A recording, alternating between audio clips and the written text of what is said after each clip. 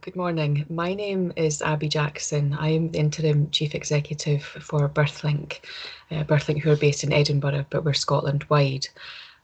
So I've been with the agency since February last year, February 2023, and I'll be staying until March or April 2025. So my role covers a sort of a portfolio of 5 or 6 different areas of work, but I'm going to talk today about the post-adoption service. So Birthlink cover work with adoption with anyone who has a Scottish connection. So although we're based in Edinburgh, we do work with people who are based overseas, who have a Scottish connection. Perhaps they have been adopted and then emigrated, or equally kind of adopted overseas and kind of brought into Scotland with their families. So we offer support and advice to anyone affected in whatever that may bring as well for them. Also, what we do is offer advice to professionals in after adoption work, connected with Scottish legislation, of course, but we do have an after adoption professionals forum on a quarterly basis, and people do phone up the helpline to ask about different cases. I will go on to kind of talk a bit more about the support that we offer.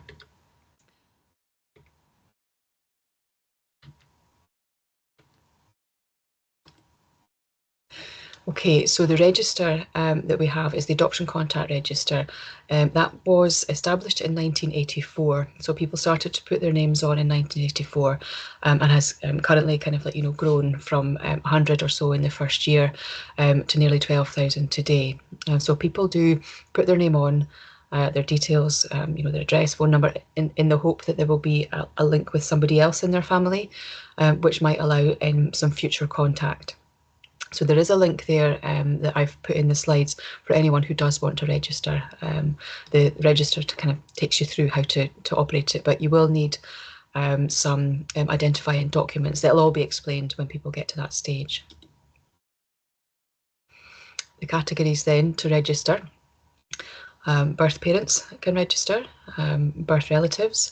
So we split it up into kind of like a differentiation then around the same or preceding generation. Sorry, that's better.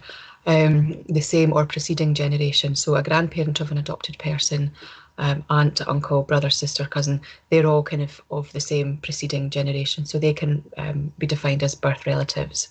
We then have the relative of an adopted person.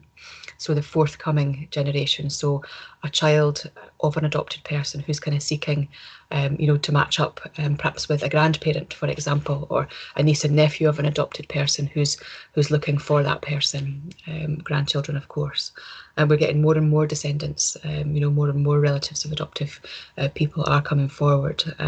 But if somebody doesn't fit any of those categories, what they would be encouraged to do is to contact the advice line so that they can get some more information. And quite regularly there's kind of like things that are outside of the norm, that the workers kind of like deal with. So don't be put off if the categories there don't match up. So once people have been on the Adoption Contact Register and some magic happens and the link is either made or not made, then there's kind of like options for the people for what to do next. So one of the options then is certainly if there wasn't a link, is that we could suggest that somebody goes forward for a search service. So we have a group of very, very experienced volunteer genealogists who search on public records. They're a phenomenal group of ladies who've been doing it quite a number of years. We had just got one the other day who'd retired after 27 years of service. So incredible ladies. So they look through, the birth and marriage and death certificates. They look through electoral registers, and they trace people and families. But that can take a bit of time. There might be sort of a couple of months kind of wait for that service, but there are now 6 ladies who are doing that type of work. If that doesn't prove successful, and sometimes it doesn't, we can't, we can't trace everybody, by those methods. So we also offer DNA testing. So this is, cutting edge kind of work that, makes best use of, what DNA has to offer us. So it's led, the project in Birthlink is led by Alistair MacDonald, who's a teaching fellow at Strathclyde. He has, again, a group of DNA investigators, all who are volunteers, but all who have got their specialism, in working with, DNA testing and what that kind of brings, all the analysis around that.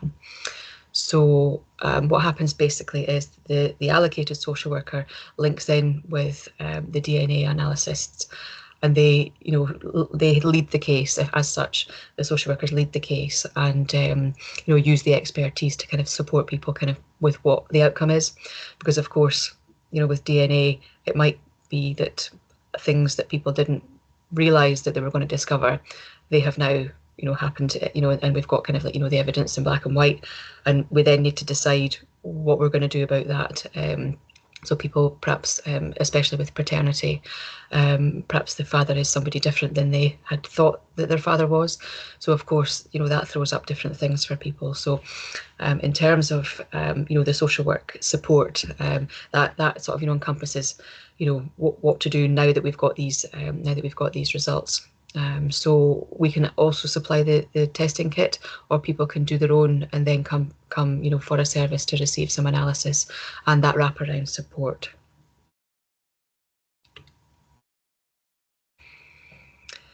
So the mediation service is, I think, probably kind of the flagship, really, part of the of the service.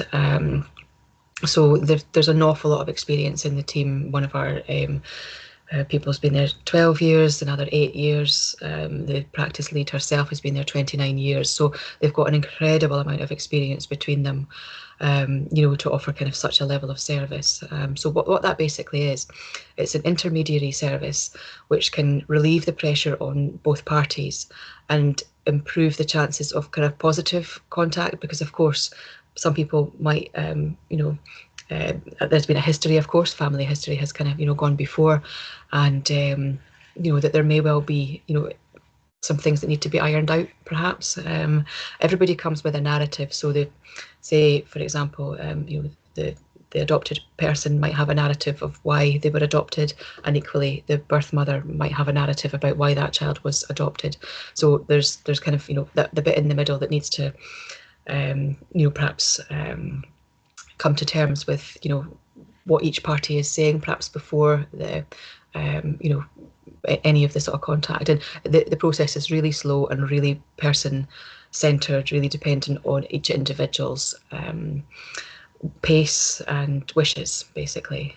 So it can be kind of initially, letters, photographs, perhaps, and then maybe people want to move, forward for direct contact. But as I say, each situation is very unique, and there's an awful lot of time taken and an awful lot of listening, because, for example, like a birth mother may have, kept quiet about having had a baby, perhaps earlier in her life, and has gone on and had, another family and a whole life up until the point that they're then matched back up, perhaps with the child that they had had adopted earlier.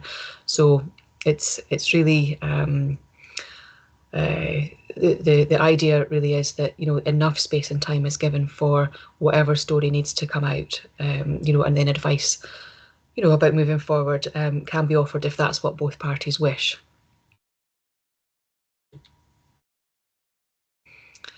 We also offer an accessing court process papers service. So if people can't get down to Edinburgh to the national records, they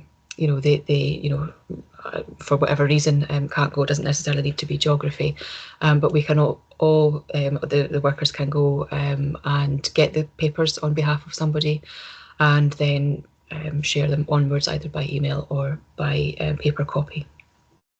So that helps people to understand what legal processes were recorded at the time of their adoption, and gives them perhaps a bit of an insight into parts of the story that were so far opaque to them, and tries to help people make sense of who they are. It's kind of a stepping stone, really, to further kind of thinking about identity and thinking about who they are. I mentioned the after adoption information line, and quite often that's the journey starts with somebody asking for their court process papers, in fact. But we can, as I say, go through any manner of advice about post-adoption.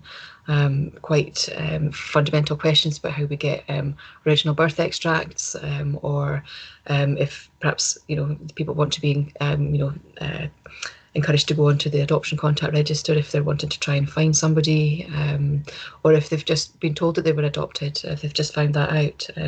A lot of people find out later in life. It's in the legislation nowadays that people, children nowadays need to be informed about who they are for their identity development, but we still do have people, and that this might be, quite poignant for some of the listeners as well, that later in life somebody has found out that they're adopted. We have, people on a regular basis kind of, coming in, to chat about the shock that they have found out that who they thought was their parents is actually not their parents.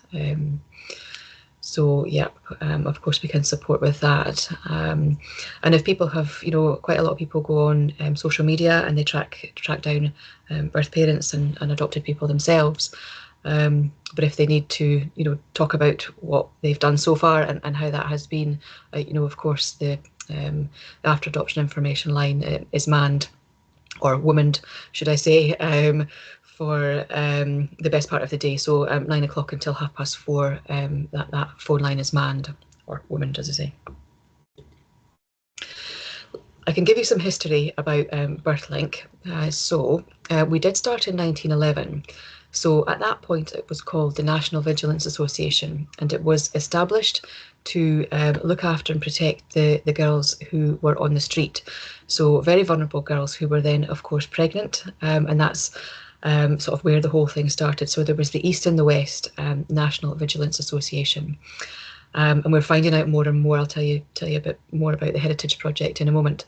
But we are finding more and more interesting things out. For example, the Birthlink were instrumental in having the first 2 female police officers in Edinburgh, for example. So they had to get women police officers through to help these girls from Glasgow, and then Birthlink had decided, or National Vigilance Association had decided, to pursue, the establishment of the first 2 females, which is really positive for Scotland. In 1924, Claremont Park was the first mother and baby home. I'll talk about that in a minute. And then in 1941, it was renamed from National Vigilance to Guild of Service. So that was single mothers. They did arrange and did all the processes and things for fostering and adoption at that point. And then latterly, the Children's Home Edsall Lodge was opened, and I'll give you a photograph of that in a moment. 1954, they were registered as an adoption agency, but at that point, of course, the legislation and the societal kind of norms was finding children for parents. We've now really changed in the 1970s. The legislation moved to finding parents for children, so it's more kind of like a welfare kind of model, whereas the 1954 arrangements at that point were kind of the opposite way around. Perhaps if society thought that perhaps single mothers or mothers who were deemed to be in poverty, unmarried, were not fit to be parents. So then the children and the babies were then put up for adoption, and there was very little in terms of registered services for parents. So parents were quite often, going to the minister of the church, and it was kind of like quite a lot of them were kind of arranged through the church. And this will probably be familiar for the listeners as well. It's it's really, I'm going quite fast through this history, but this is really key, the idea of finding children for parents and then swapping over to finding parents, finding the other way around. You know what I'm saying? That was really important in terms of the apology that we'll talk about later that Nicola Sturgeon had made. 1957, we had the first charity shop. 1970, it was starting to be kind of like, thought of that people were kind of coming back to ask of their origins. So they were talking about their origins in terms of the Guild of Service Adoption Agency, and coming back to talk about where their children perhaps were now. So the idea then, moving on to kind of the sort of family care side of things, was more in keeping with what the range of services that they had at the time, including kind of like that support, for people looking to look back at roots and where their families were. So then, 1982, a precursor to the Adoption Contact Register, they called it at that point the Adoption Advice and Counselling Centre, and started to call it Birthlink, not actually fully changing to Birthlink until 2007. So that's a potted history anyway. And these are kind of some photographs that I had taken at the start of the year. We still have got these books, and we still have access to these books from the First Mother and Baby Home. And we are undertaking a piece of work that has been funded by Heritage Lottery. So we can make sure that the history of the whole agency and the very, very important history for Scotland and the experiences of all the people that we'd served up until that point are honoured and not forgotten. Again, I appreciate this might be quite triggering for some people, and please do look after yourselves when you're sort of going through these slides as well. There's a lot of memories and a lot of things that we wouldn't do today, are involved in this kind of practice of the time.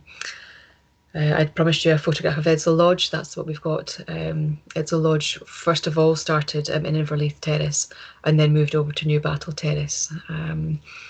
Again, yeah, we've got we have a heritage officer as part of that project who will be bringing out the lots and lots of things in our cupboards that we don't even know that are there, to be honest, and making some resources that you'll be able to get access to publicly, about some of the practices and some of the the history of these children's homes, mother and baby homes. Photograph of our thrift shop. That's the first thrift shop in Scotland.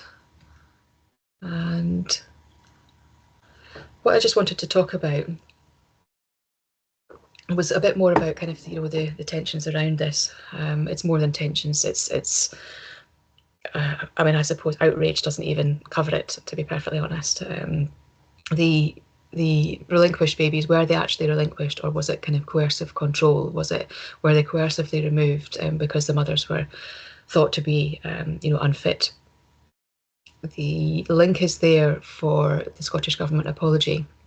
So Nicola Sturgeon had apologised on the 22nd of March 2023 on behalf of the Scottish Government for all the practices that we know were so damaging, and work is kind of currently still going on. They've done a scoping study after her apology that concluded in December about kind of reparation, or what services more so that people affected by historic forced adoption would need.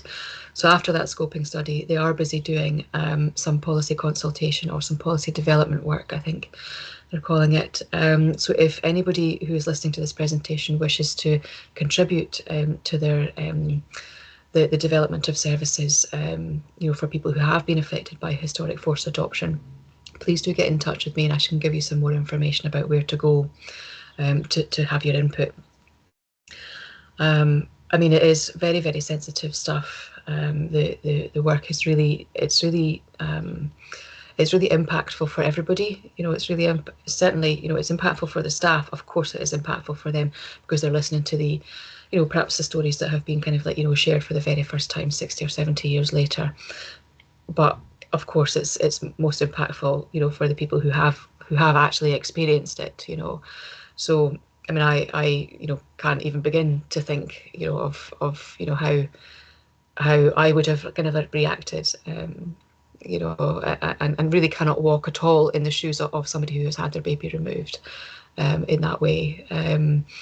But yeah, it's it doesn't need to be the fact that the voices are silenced.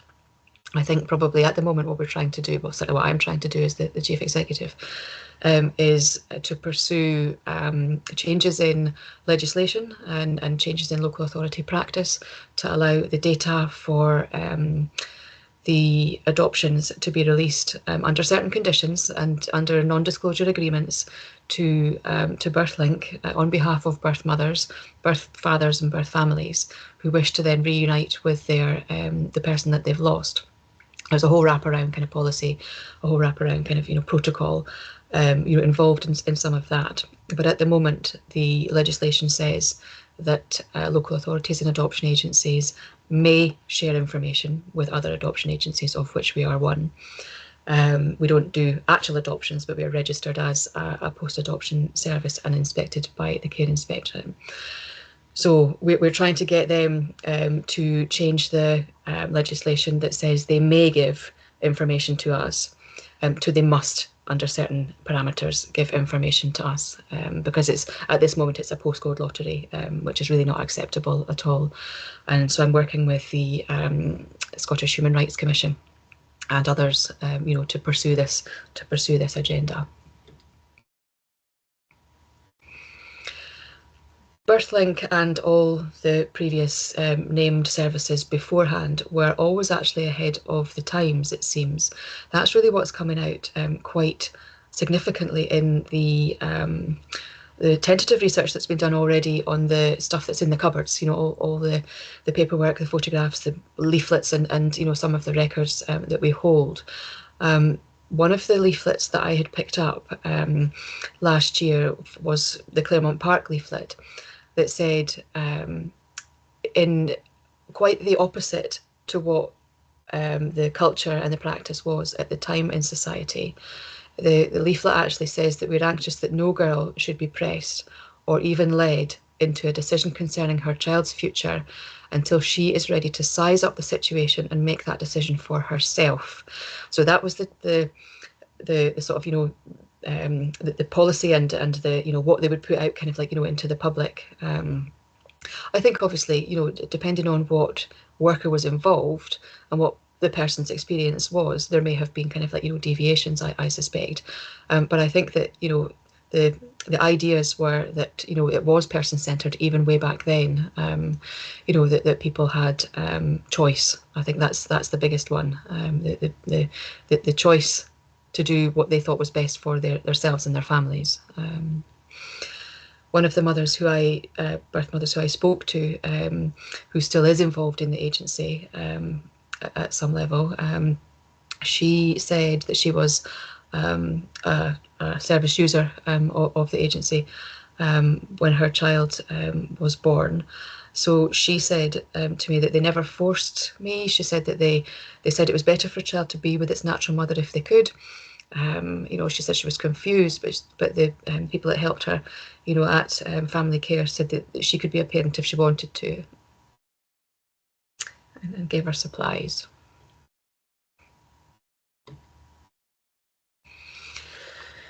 So fast forward then to 2024. All of the history kind of stands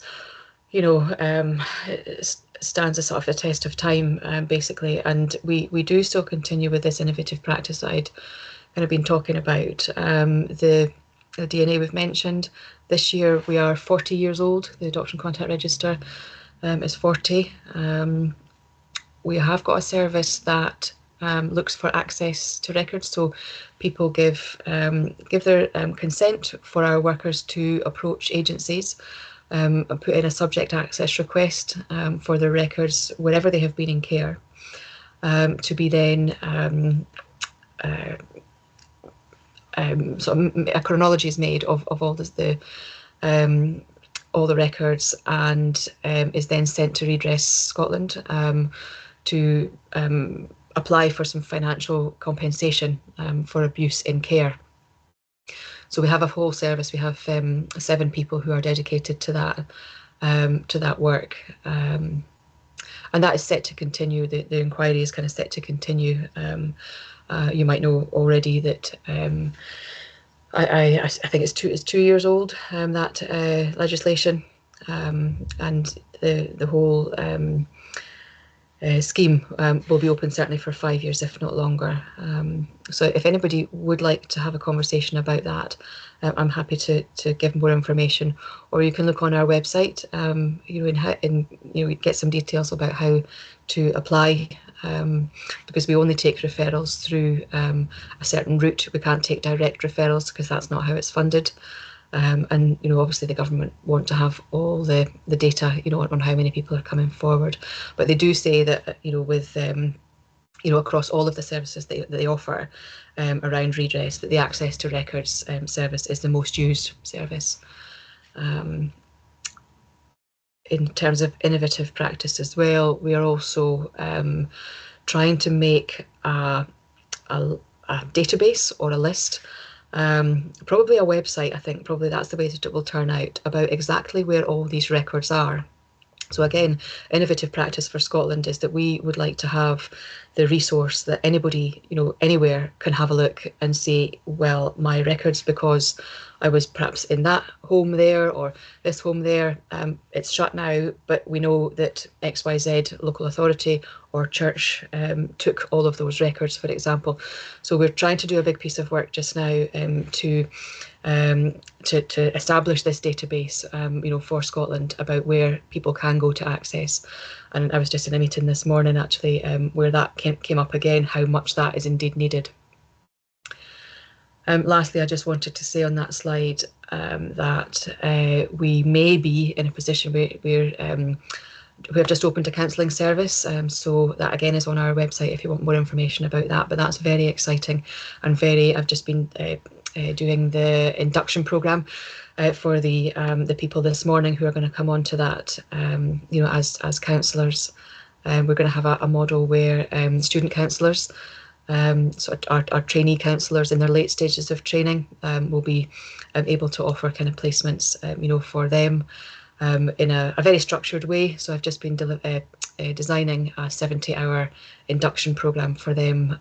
Once that's established and that's moving, for people who have been affected by adoption or affected by any time in care, we'll then move on to offering that out. And we've got links with the community involved with donor conception work. So we'll move out to deal with some of that as well, because the expertise will be there. The infrastructure will be there, to allow us to work with others and to develop a professional service in that sense. Okay, so how is all this funded then? This is a really complex landscape. So we do get Scottish Government grants.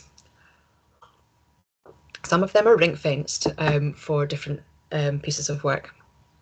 We are only partly funded for the Adoption Contact Register.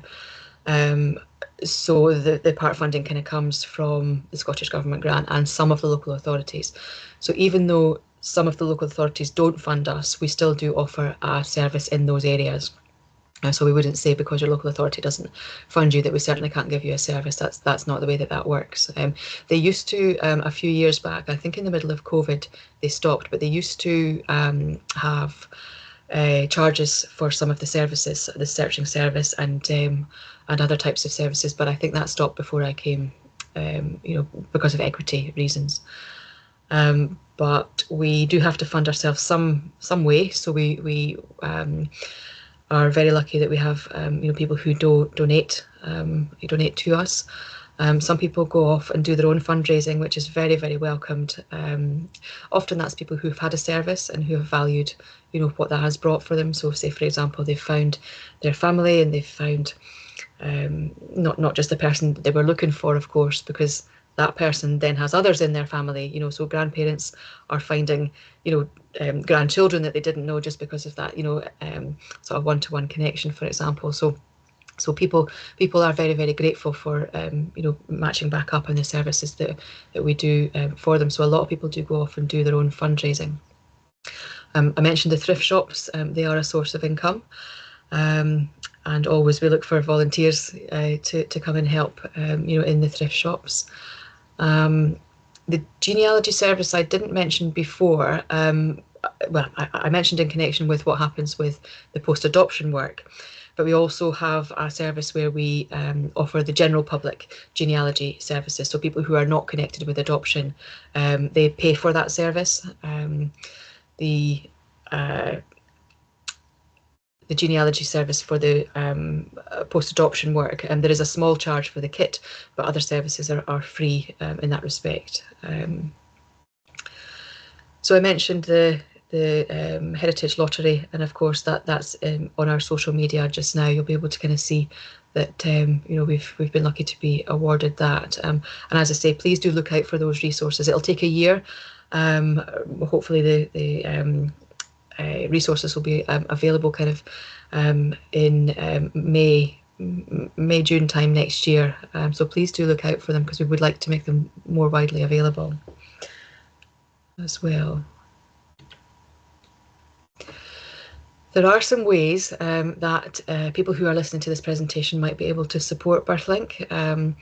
So the first one is at no cost to the individual whatsoever. So I've put a link in there. If people were to register on the Give Us Your Live website, and when they are looking to go to do their shopping, whatever shop there's thousands and thousands of shops on this website. I just placed an order the other day there from Holland and Barrett, you know, simple as you like, click on the link. The next click leads you to the shop that you want, and it's as if you were just in that shop. There's no other difference whatsoever.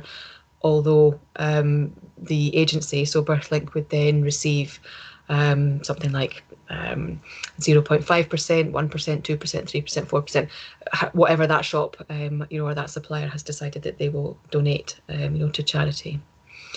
So that's a really simple way of you know, supporting the, you know, the services. There's also the Giving Lottery. There's a link in there. You can explore that. And forthcoming, we will have a membership option. So we are looking to do a membership for individuals, which has a range of interesting things that people might want to access in terms of adoption for themselves and their journeys. We'll also have an option for professionals. So the membership would be £25 for either party, professional or individual. And we will be able to listen to whoever comes forward and says how they want that membership to be shaped. So that's an early days project that is in underway just now. We do have a membership model. Currently, the membership means that people can vote in the AGM, and they get a spring and an autumn bulletin. But I'd like to, you know, expand that out into kind of like, you know, much more meaningful and deeper kind of like, you know, materials that people can get access to. In fact, the Scottish Government scoping study in December last year had obviously consulted widely with lots of different stakeholders, and what was coming across strongly is that the other professionals in the field, so GPs, mental health professionals, counsellors, you know, occupational therapists, whoever, don't have enough information about the impact of historic forced adoption or adoption in general. So the idea really is that we are best placed, you know, to offer to people who are our members, of course, a range of training materials that would help, you know, say for example, if somebody goes to a GP to say that they have, you know, some anxiety or depression, for example, I can't imagine that, you know, one of the questions, I mean, maybe I'm entirely wrong, but I'm thinking it's perhaps unusual for the GP to ask, you know, have you had a baby removed when you were a teenager? Because that might be, you know, the cause of some of the anxiety and depression, for example. So I think probably that a bit around upskilling the general group of non-specialist professionals can't come quick enough, really. Lastly, I've just put a link in there to our fundraising toolkit. We're blessed with a really energetic income generation manager who has put together a toolkit on our website, and so people are very welcome to go and dig about in there and see what they fancy doing, and chat to Liz, our income generation manager, about what you're intending doing, and she'll be able to give you some support if that's what you fancy. So that's been a whistle-stop tour of what we have to offer and what we're all about. So if anybody did want to come back for more of a chat, I mean, it's a really, really emotive subject, and there's so much depth that cannot be covered in a very short presentation like this, and it means different things to different people. I mean, I've gone through it very, very fast, and of course I'm not in a position to interact with the anybody kind of listening, because it's being recorded. But if you did have any questions, or if you did want to just have a confidential chat, I'm happy to do that. I'll probably be able to pass you on to one of the workers, but I do value the opportunity to kind of discuss things with anybody who wants to ask any questions. Of course, the after adoption information line is there for any questions and any support. But if you did want to send me an email, by all means, and we can definitely have a chat. I would definitely value that. Thank you so much for listening, and please do look after yourselves.